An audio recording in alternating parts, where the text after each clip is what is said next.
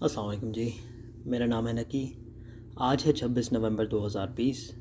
वक्त हो रहा है शाम के 8:08 और आज मैं आपसे कुछ ऐसी इन्फॉर्मेशन शेयर करूंगा जो मैं सोच रहा था कि मैं किस तरह से कर सकता हूं उसको उसकी कॉन्फिडेंशियलिटी को मेंटेन रखते हुए, जो कि थोड़ा सा एक चैलेंज बन जाता है।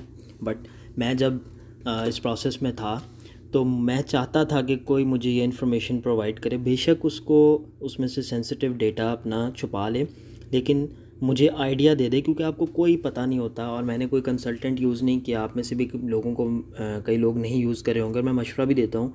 मेरा वीडियोस बनाने का मकसद भी ये है कि आपको कंसल्टेंट की ज़रूरत ना पड़े। वो आपसे 2.5-3 लाख रुपया क्यों ले रहा है जबकि सब कुछ आपने ख़ुद करना है। तो खैर, आज की वीडियो आपको थोड़ा सा उस बारे में हेल्प करेगी।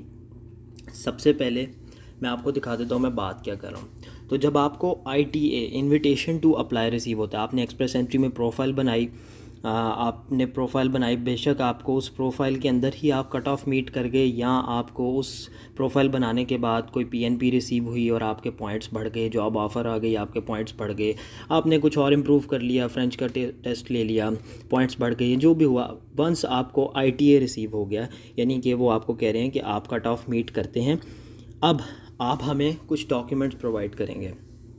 तो वो मैं आपको दिखाता हूँ कि वो जो डॉक्यूमेंट्स होते हैं वो होते क्या हैं। तो ये रहे वो डॉक्यूमेंट्स। अब मेरे पास आ रहा है डॉक्यूमेंट सबमिटेड बाय क्लाइंट, क्योंकि मैं ये चीज़ें जमा करवा चुका हुआ हूँ। तो इनको एक दफ़ा देख लेते हैं। सबसे पहले आपको नज़र आ रहा होगा कि उन्होंने पूछा हुआ है कि पासपोर्ट्स या ट्रैवल डॉक्यूमेंट्स, मल्टीपल भी हो सकते हैं चीज़ें। मैंने चूँकि पासपोर्ट ही करवाया था, तो सिंपल आपने अपने पासपोर्ट को लेना है, उसका फ़र्स्ट पेज जिसको ID पेज कहते हैं, जिस पे आपकी फ़ोटो होती है, सेकंड पेज जिस पे आपके सिग्नेचर होते हैं। तो वो जो है आपने ये 2 पेजेस प्लस हर वो पेज जिसके ऊपर कोई आपका वीज़ा लगा हुआ है। अब मेरे केस में मैंने काफ़ी ट्रैवल किया हुआ था, मेरे पास 2 पासपोर्ट्स थे और उनके ऊपर काफ़ी सारे वीज़े लगे हुए थे। तो मुझे उन सारे पेजेस के स्कैन जो हैं वो अपलोड करने थे। तो वो मैंने किया। आप में से जिन लोगों की ट्रैवल हिस्ट्री कम है उनके लिए ये स्टेप आसान होगा, जिनकी ज़्यादा है उनको वो सारे जो डॉक्यूमेंट्स हैं वो सबमिट करने, सॉरी डॉक्यूमेंट कह रहा हूँ, पेजेस जो हैं वो उनके स्कैन अपलोड करने पड़ेंगे जहाँ पे भी वीज़ा स्टिकर्स लगे हैं। उसके बाद इसमें पेपर वीज़ाज़ नहीं आते। फॉर एग्जांपल आप दुबई गए तो दुबई का नॉर्मली पेपर वीज़ा होता है, तो वो इसमें नहीं आएगा। लेकिन मैंने अपने तौर पे एहतियातन ये किया था कि मैंने वीज़ा स्टिकर्स प्लस एग्ज़िट और एंट्री स्टैम्प्स जितनी भी लगी थी, बेसिकली मैंने अपने पूरे दोनों पासपोर्ट्स ही स्कैन कर दिए थे। और वो स्कैन करके आई थिंक मेरा एक जो था वो आई थिंक 25 पेजेस का था और दूसरा 50 पेजेस का था, मुझे अब याद नहीं है। लेकिन आप पूरे का पूरा डॉक्यूमेंट भी स्कैन कर सकते हैं, कोई मसले वाली बात नहीं है। इनके पास इतनी स्पेस होती है कि आप उसको अपलोड कर पाएँ। अच्छा, तो ये तो होगी पासपोर्ट्स की बात, ये आपके ट्रैवल डॉक्यूमेंट्स बन गए। सेकंड डॉक्यूमेंट वो मांग रहे हैं आपका मेडिकल अपफ्रंट मेडिकल एग्ज़ाम का, जो आपने प्रूफ उनको देना है कि मैंने मेडिकल कराया। जब आपको वो ITA भेजेंगे तो उसके साथ वो इंस्ट्रक्शंस भेजेंगे हर डॉक्यूमेंट के लिए। आपको मेडिकल के लिए एक डॉक्यूमेंट भेजा जाएगा कि आपने कहाँ से करवाना है। अब लाहौर में एक इदारा है international organisation for migration, IOM, तो वहाँ पे उन्होंने मुझे कहा कि आपने जाना है, गुलबर्ग में उनका ऑफिस है। और मैंने वो डॉक्यूमेंट लिया जिस पे उन्होंने ये इंस्ट्रक्शंस मुझे दी थी। आई गेस वो ईमेल थी और वो मैंने फॉरवर्ड कर दी इस इदारे के ईमेल पे और इनसे एक अपॉइंटमेंट ली। इन्होंने मुझे अपॉइंटमेंट बुक कर दी, कंफर्म कर दिया। अब उसके चार्जेस उस वक्त यानी 2019 के जुलाई में जो इन्होंने मुझसे लिए थे वो थे 18,980 रुपये, जैसा कि आपको स्क्रीन पे इस वक्त नज़र आ रहा होगा। अब मेडिकल एग्ज़ाम में क्या कुछ होता है, वो आपका सिंपल वेट करते हैं, हाइट मेजर करते हैं, आईसाइट चेक करते हैं, ब्लड टेस्ट लेते हैं, यूरिन टेस्ट लेते हैं, उसके बाद चेस्ट का आपकी एक्सरे करते हैं और एक जनरल आपसे डॉक्टर बातचीत करता है कि आपकी मेडिकल हिस्ट्री क्या है। वो सारा कुछ करने के बाद वो आपको सिर्फ एक रिसीट दे देंगे, जिस तरह ये मुझे दिया, मैं इसको ऊपर नहीं कर सकता, उस पर बाकी इन्फॉर्मेशन दी हुई है।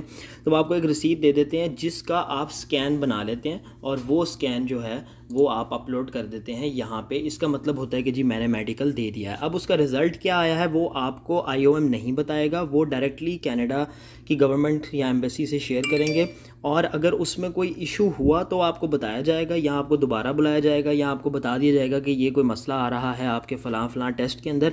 अगर आपको 48 आवर्स का उन्होंने मुझे कहा था कि अगर 48 आवर्स में आप हमारी तरफ से कोई ईमेल या कॉल नहीं आपको आती, इसका मतलब है कि आपका मेडिकल एक्सेप्ट कर लिया गया है और अब आप ईज़िली अपने बाकी काम कर सकते हैं। तो मुझे उन्होंने इसके बाद कोई रब्ता नहीं किया और मैंने सिंपली उसका स्कैन लेके तो वो अपलोड कर दिया। तीसरी चीज़ जो वो आपसे मांग रहे हैं, वो मांग रहे हैं एजुकेशनल डॉक्यूमेंट्स। अब अगर हम एजुकेशनल डॉक्यूमेंट्स की बात करें तो देन अगेन ये थोड़ी सेंसिटिव इन्फॉर्मेशन होगी, लेकिन मैंने ये पीडीएफ मैंने ख़ुद क्रिएट की है और मैं आपको रेकमेंड करूँगा। मैंने एक दो वीडियोस देखी थी और कुछ आर्टिकल्स पढ़े थे जहाँ पे इस तरह से रेकमेंड किया था कि आप पढ़ने वाले के लिए आसानी किस तरह पैदा कर सकते हैं। डॉक्यूमेंट मैंने पीडीएफ बनाया, उसका नाम मैंने रख दिया एजुकेशनल डॉक्यूमेंट्स, उसका टाइटल मैंने रख दिया एजुकेशनल डॉक्यूमेंट्स, और फिर मैंने एक छोटा सा ये क्या इसको बोलेंगे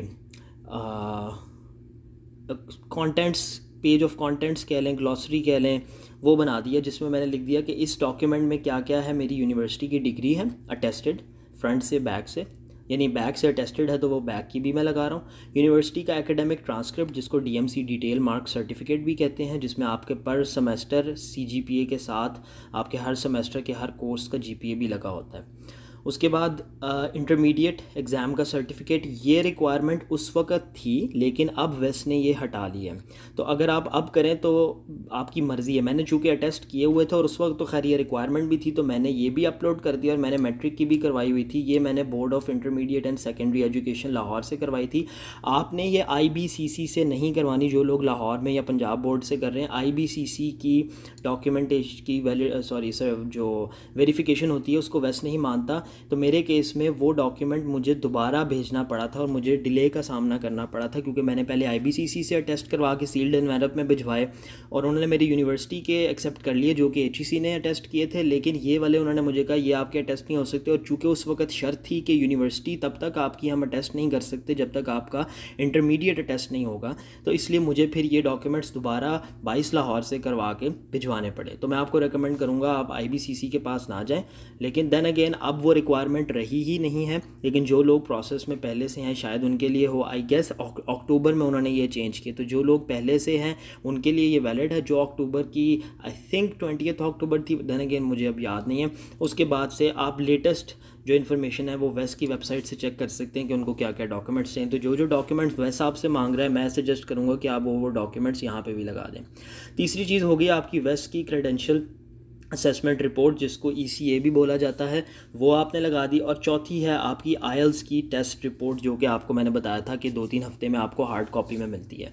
तो ये चारों चीज़ें मैंने लेके ये नीचे आपको डॉक्यूमेंट नज़र आ रहा होगा, उन सबको मैंने स्कैन किया और इस अकेली PDF में मैंने उनको लगा दिया। तो ये हो गया आपके एकेडमिक डॉक्यूमेंट्स। तीसरी चीज़ की तरफ आ जाते हैं आपकी एम्प्लॉयमेंट रिकॉर्ड्स। अब मैं चूँकि काफ़ी लोगों को पता है, मैं पाकिस्तान में भी उसी कंपनी में काम कर रहा था जिसमें मैं यहाँ पे काम कर रहा हूँ, टेट्रा पैक में। तो वहाँ का मैंने एम्प्लॉयमेंट रिकॉर्ड बेसिकली आपका रेफरेंस लेटर है, जो कि आइदर आप अपने बॉस से या HR में जो कोई शख्स है उससे आपको साइन करवा के उसको एज अ रेफरेंस देना पड़ता है। और उनके लिए शर्त है कि वो साइन करेंगे, अपना नाम बताएंगे, अपना डेजिग्नेशन बताएंगे, अपना फ़ोन नंबर देंगे और अपना ईमेल देंगे। मैं आपको उसका फॉर्मेट दिखाता हूँ। अब उस डॉक्यूमेंट को मुझे थोड़ा मॉडिफाई करना पड़ा क्योंकि उसमें सेंसिटिव इन्फॉर्मेशन होती है। तो अगर, लेकिन देन अगेन ये डॉक्यूमेंट ओरिजिनल है, मेरे पास PDF एडिटर था तो मैंने उसको भी फ़िलहाल PDF में एडिट किया हुआ है सारा इस वीडियो के लिए। लेकिन ये आप ट्रस्ट करें, डॉक्यूमेंट जो था ये ओरिजिनल डॉक्यूमेंट था, तो मैंने उसको भी मॉडिफाई किया। अच्छा, अब इनकी कुछ शराइत हैं जो कि आपको वो भेजेंगे और जो आप फुलफ़िल अगर नहीं करते तो आपका रेफरेंस लेटर जो है वो एक्सेप्ट नहीं होगा। उसमें क्या क्या है? सबसे पहली चीज़, कंपनी का लेटर हेड। मैंने वो लेटर हेड अभी यहाँ से रिमूव किया हुआ है। लेटर हेड लाजमी है, जितने भी पेजेस का रेफरेंस लेटर है 2, 3, 4 सब पे लेटर हेड होना ज़रूरी है, एक चीज़। दूसरी चीज़, आपकी कंपनी का कंप्लीट नेम होना चाहिए जिस तरह यहाँ पे दिया हुआ है। कंप्लीट एड्रेस होना चाहिए, टेलीफोन नंबर होना चाहिए, फैक्स अगर है तो, और कंपनी की वेबसाइट होनी चाहिए अगर है तो। ये हो गया।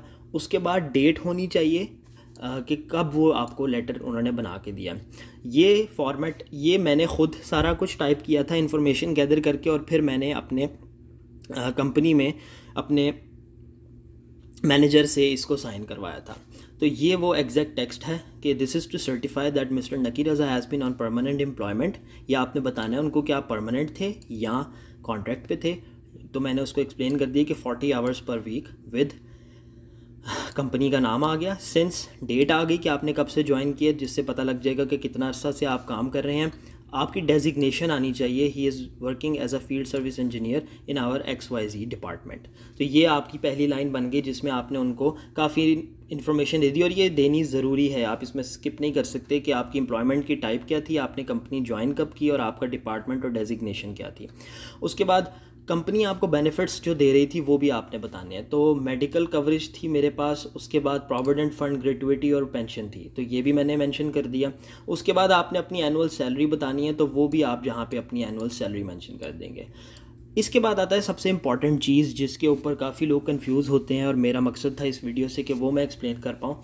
उसमें होता ये है कि आपने उनको बताना है कि आपकी कंपनी में जो आपकी पोजीशन या पोजीशंस रहीं, उनके अंदर हर पोजीशन में आपकी जॉब डिस्क्रिप्शन या आपकी रोल्स एंड रिस्पॉन्सिबिलिटीज़ क्या थी।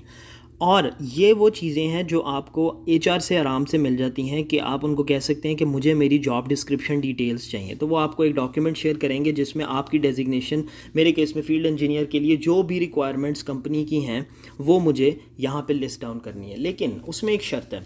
अब फॉर एग्ज़ाम्पल मैंने जो NOC अप्लाई किया था, जो NOC मेरी क्वालिफ़िकेशन और मेरे वर्क एक्सपीरियंस से क्लोजली रिजेंबल करता था, जो उसके ऊपर जिस पे मैं पूरा आता था, वो था मैकेनिकल इंजीनियर्स का, और वो बनता है 2132, मैं अपनी अक्सर वीडियोस में बता चुका हूँ। तो 2132 के अगेंस्ट आपको कनाडा की जो NOC वाला वेबसाइट का पार्ट है, उसके ऊपर काफ़ी एक डिटेल मिल जाएगी। उसमें लिखा होगा कि ये जॉब डिस्क्रिप्शंस होती हैं एक मैकेनिकल इंजीनियर की हमारे नज़दीक। 2132 के ऊपर अगर आप अप्लाई करें तो ये JD होनी चाहिए। अब आप जो JD उनको प्रोवाइड करेंगे वो तो आप HR से लेके देंगे, तो अब ज़रूरी उसमें जो चीज़ बनती है जो इंश्योर करती है कि आपकी एप्लीकेशन या आपका ये जो रेफरेंस लेटर है वो रिजेक्ट नहीं होगा, आपकी जॉब डिस्क्रिप्शन 60 to 70% मैच करनी चाहिए उस डॉक्यूमेंट से जो कि IRCC की वेबसाइट पे है। फॉर एग्ज़ाम्पल अगर 10 जॉब डिस्क्रिप्शन की लाइनें उधर दी हैं और आपने भी अपने पास 10 ही दी हैं, तो उसमें से कम 6 या 7 लाइनें मैच करनी चाहिए किसी ना किसी फॉर्म में, कि ताकि उनको आइडिया हो जाए कि जिस NOC के लिए ये शख्स अप्लाई कर रहा है ये उसके लिए क्वालिफाई करता है, क्योंकि ये अपनी प्रीवियस जॉब के अंदर भी उससे मिलता जुलता काम करता रहा है। ठीक हो गया। अच्छा, अब यहाँ पे सवाल ये आता है कि अब अगर फॉर एग्ज़ाम्पल मैच नहीं करती, तो सबसे पहले तो आप उनकी वेबसाइट पे जाएं और तसल्ली से देखें कि क्या है, क्योंकि हो सकता है कुछ 2-3 क्लोज हों, industrial engineers, mechanical engineers, electromechanical engineers, electrical engineers. तो आपको देखना है, मैं इंजीनियर्स की एग्जांपल इसलिए दे रहा हूँ क्योंकि मैं खुद इंजीनियर हूँ, इसलिए आपको देखना है कि सबसे क्लोज़ कौन सा है। आपने उसकी NOC उठानी है और उसकी अपनी जो JD है। अब आपको मैं ये कभी भी नहीं कहूँगा कि आप अपनी JD को मॉडिफाई करें या उस NOC से मैच करें, क्योंकि रेफरेंस लेटर चेक होता है। रेफरेंस लेटर आपके एम्प्लॉयमेंट, आपका मेडिकल, आपके एजुकेशनल, ये सब कुछ वो क्रॉस वेरीफाई करते हैं। उनके पास मींस भी हैं, उनके पास टाइम भी है। वो टाइम इसी चीज़ का इसके बाद 6 महीने देते हैं, क्योंकि उन्होंने ये सब कुछ वेरीफाई करना होता है। तो आप कभी भी ये नहीं चाहेंगे कि आपने इतनी मेहनत की, आपको ITA मिल गया, आपने फ़ी जमा करवा दी, उसके बाद आप किसी एक ऐसी चीज़ की वजह से जहाँ पे आप कोई गलत इन्फॉर्मेशन उनको दे दें, चाहते हुए ना चाहते हुए, और वहाँ पे आके वो आपको एप्लीकेशन आपकी रिजेक्ट कर दें। तो इसलिए इस बात का बहुत ध्यान रखिएगा कि आपकी JD सही भी हो और फिर वो 60 to 70% मैच भी करती है। अब ये 60 to 70% कोई ऑफिशियल रूल नहीं है, ये कहीं लिखा नहीं है। मैंने बहुत सारी वेबसाइट्स देखी, बहुत सारी वीडियोस देखी, बहुत सारे लोगों से बात की, तो मुझे एक जनरल एक्सपीरियंस की बात पता चली। मैं भी आपसे वही शेयर कर रहा हूँ। Don't quote me on this, ये कोई ऑफिशियल रिक्वायरमेंट नहीं है, कहीं लिखा आपको नहीं मिलेगा कि 60 to 70%। मेरे पर्सनल एक्सपीरियंस में 60 to 70% मैंने देखा, और मैंने जब मेरी जो जॉब डिस्क्रिप्शन ली तो वो वाकई 60 to 70, वो इवन 80% मैच कर रही थी। तो वो चीज़ वहाँ पे कह लें उस पे लागू हो गई। लेकिन अगर आपकी हो सकता है कि वो 40% पे भी कर लें देन अगेन, लेकिन मेरे एक्सपीरियंस में 60 to 70% के ऊपर आपको रहना चाहिए। तो फिर उसके बाद आपने अपनी roles and responsibilities list down करनी शुरू कर देनी है, जो कि मैंने यहाँ पे चेंज कर दी हैं ऑब्वियसली। तो वो आपने लिख देना है कि ये शख्स यहाँ पे ये करता रहा। अब मैंने लेटर की लेंथ नहीं चेंज की, तो आपको नज़र आएगा ये 2 पेजेस का लेटर है। एक चीज़ यहाँ से मैंने रिमूव किया जो कि है फुटर। आपका जो रेफरेंस लेटर आपके एम्प्लॉयर की तरफ से आएगा, एक तो मैंने उस पर कहा था यहाँ टॉप पे लेटर हेड होना ज़रूरी है, और बॉटम पे आपके पास फुटर होना ज़रूरी है, और फुटर में कंपनी का नाम वो मैं आपको यहाँ पे दिखा देता हूँ। तो ये खैर लेटर आप समझें कि रोल्स एंड रिस्पॉन्सिबिलिटीज़ ख़त्म हो गई, यहाँ पे सेकंड पेज आ गया, तो यहाँ पे भी कंपनी का लेटर हेड होगा। उसके बाद आप जब बिल्कुल एंड पे आ जाएंगे तो यहाँ पे मैंने इस वक्त ये फ़र्ज़ी से साइन कर दिए अपने, लेकिन यहाँ पे आपका मैनेजर या जो एचआर में जिस शख्स से भी आपने लेटर साइन करवाना है उसके साइन होंगे, उसका नाम होगा, उसका डेजिग्नेशन होगा, उसका कॉन्टैक्ट नंबर होगा और उसका ईमेल एड्रेस होगा, ताकि वो ये चीज़ें लेके उस बंदे से वेरीफाई करें कि ये शख्स जो इन्फॉर्मेशन हमें दे रहा है क्या ये सही है कि नहीं। आखिरी चीज़ जो रह गई वो है फुटर। अब जो आपका फुटर है उसमें आपकी कंपनी का नाम होना चाहिए, एड्रेस होना चाहिए, फ़ोन नंबर होना चाहिए, फैक्स और वेबसाइट, जो बेसिकली चीज़ें आपने यहाँ पे दी थी वही आपने फुटर में भी डाल देनी है। और जब आप कंपनी का लेटर हेड लेते हैं टेम्पलेट वगैरह, तो उस पर नॉर्मली ये चीज़ें ऑलरेडी होती है, मैंने तो यहाँ पे ख़ुद से रिमूव किए हैं, तो ये चीज़ें ऑलरेडी उस पर होंगी, बट मेक श्योर कि ये हों। तो एक दफ़ा हम रीकैप कर लेते हैं। कंपनी का नाम आ गया, एड्रेस आ गया, फ़ोन, फैक्स और ये आ गया। आप कंपनी का लेटर हेड होना ज़रूरी है, डेट होनी ज़रूरी है, आपका नाम होना ज़रूरी है, आपकी एम्प्लॉयमेंट टाइप होनी ज़रूरी है, आपकी डेजिग्नेशन होनी ज़रूरी है, आपने कब ज्वाइन की थी वो होनी ज़रूरी है, आप किस डिपार्टमेंट में थे, आपको कंपनी क्या मेडिकल और दूसरी फैसिलिटीज़ प्रोवाइड कर रही थी, आपकी एनुअल इनकम कितनी थी। उसके बाद आपने अपने रोल्स एंड रिस्पॉन्सिबिलिटीज़ बता दिए। एंड के ऊपर आपका मैनेजर या जो भी आपने जिससे एचआर में अपने मैनेजर से कराया वो साइन करेगा, वो अपना सारा डेजिग्नेशन, कॉन्टैक्ट, ईमेल और फ़ोन नंबर देगा, और आपकी कंपनी का फुटर हर पेज पे होना चाहिए। तो ये आ गया आपका एम्प्लॉयमेंट लेटर। अब एक चीज़ जो इसके साथ वो मांगते नहीं है, लेकिन मैंने इसी तरह PDF बना के अपलोड कर दी थी, वो थी 3 महीने की सैलरी स्टब्स, यानी जो आपकी सैलरी स्लिप होती है आखिरी 3 महीने लेटेस्ट जो भी थे वो आप इसके साथ लगा के अपलोड कर दें। तो अब हम वापस आ जाते हैं इस डॉक्यूमेंट पे। अच्छा, एम्प्लॉयमेंट रिकॉर्ड्स चले गए हमारे। उसके बाद आ जाता है जी आपका पुलिस क्लियरेंस सर्टिफिकेट। तो पुलिस क्लियरेंस सर्टिफिकेट चूँकि हर प्रोविंस में, पंजाब में अलग तरीके से बनता है, सिंध में अलग बनता है, KPK में अलग बनता है और बलूचिस्तान में अलग बनता है। मैं उसकी प्रोसेस पे इतना नहीं जाऊँगा क्योंकि वो लाहौर में भी अगर मैं था तो मेरे होते हुए भी वो चेंज हो गया, और मैं उनको इस मामले में कुछ चीज़ें बहुत अच्छी हो रही हैं पाकिस्तान में, और उनमें से एक ये था कि पंजाब पुलिस का जो सिस्टम है वो काफ़ी उन्होंने इम्प्रूव कर दिया है। अब टिकट सिस्टम है, आप जाते हैं जिस तरह बैंक्स में आप जाते हैं और आप एक पर्ची निकाल के अपनी बारी का वेट करते हैं और आपका वो नंबर कॉल करते हैं और आप फिर जाते हैं, तो इसी तरह था वहाँ। मैं 2 दफ़ा गया। पहली दफ़ा जाके मैंने इन्फॉर्मेशन ली क्योंकि नेट पर मुझे कुछ नहीं मिला था, तो उन्होंने मुझे कहा कि आपने हमें बताएं किस कंट्री के लिए आपने जाना है, अपना पासपोर्ट लेके आएँ, एक फॉर्म वो आपको देते हैं, फ्री ऑफ कॉस्ट होता है, वो लेके आएँ। उसके ऊपर आपने कोई जो पोस्ट ऑफिस की स्टैम्प्स लगानी होती हैं, वो मुझे एग्जैक्ट याद नहीं, 60 रुपये या 65 रुपये की थी। वो आपका पासपोर्ट हो गया, आपका CNIC की कॉपी हो गई, वो फॉर्म हो गया, और एक आदि कोई और चीज़ होती, लेकिन वो बहुत ही स्ट्रेट फॉरवर्ड और सिंपल प्रोसेस है। आप वो जाके जमा करवाते हैं, जमा करवाने के बाद वो आपको एक TCS का रेफरेंस वो दे देंगे और एक रसीद दे देंगे, और विद इन 4 to 5 डेज़ जो है पुलिस सर्टिफिकेट मेरे घर पे उन्होंने डिलीवर कर दिया था। तो ये बहुत अच्छा बड़ा स्मूथ प्रोसेस था, कोई मुझे इसमें इशू नहीं आया, तो वो आपके लिए भी आसान होगा। उसके बाद आता है जी अगला बड़ा सवाल, जो कि है proof of means of financial support, यानी आपके प्रूफ ऑफ फंड। बेसिकली आपकी बैंक स्टेटमेंट की बात की जा रही है। बैंक स्टेटमेंट में ये लोग आपसे 2 चीज़ें मांगेंगे, वो मैं आपको दिखा देता हूँ।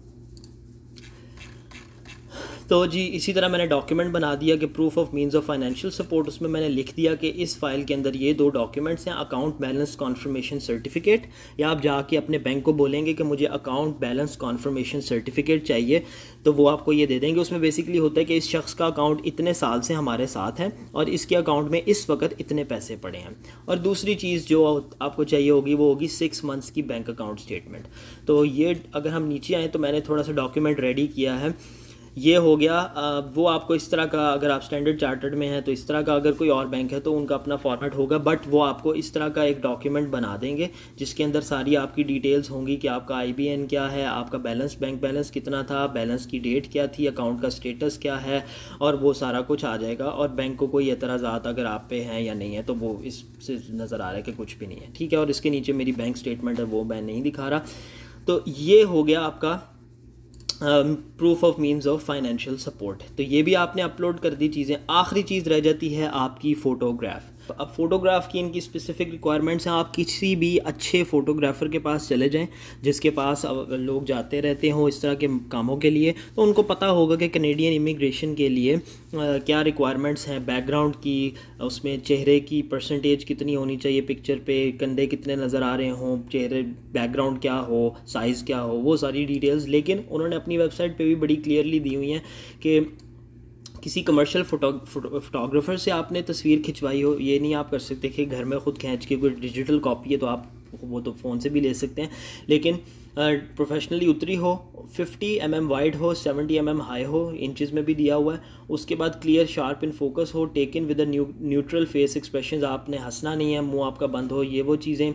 और शेडोज़ का बताया हुआ है सारा कुछ। और एक चीज़ जो शायद यहाँ पे दी हुई है या नहीं दी हुई, लेकिन वो एक चीज़ थी ये, the back of the photograph. अब बैक की भी बात हो रही है, आपने फ्रंट भी अपलोड करना है और बैक भी, और बैक के ऊपर होगा आपका नाम और डेट ऑफ बर्थ, आपका नाम और कंप्लीट जो फोटोग्राफी स्टूडियो है उनका नाम और कंप्लीट एड्रेस, बेसिकली उनके पास स्टैंप होती है जो वो स्टैंप कर देते हैं, और डेट जिस पे वो फ़ोटो ली गई थी। तो ये तीनों चीज़ें उसके ऊपर होगी। The photographer may use a stamp और hand write his information, stick on labels are unacceptable. यानी या तो वो स्टैंप करे बैक ऑफ द फ़ोटो को, या फिर वो उसके ऊपर हाथ से लिखे, लेकिन वो स्टिकर नहीं लगा सकता।